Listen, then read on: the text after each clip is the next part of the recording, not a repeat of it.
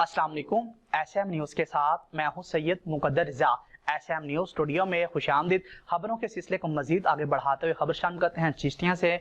हमारे नुमाइंदे गुलाम शबीर की रिपोर्ट के मुताबिक मुल्क भर की तरह चिश्तिया में भी हज़रत इमाम हुसैन अलैहिस्सलाम का चेला मुबारक इंतहाई अकीदत और एहतराम के साथ मनाया गया।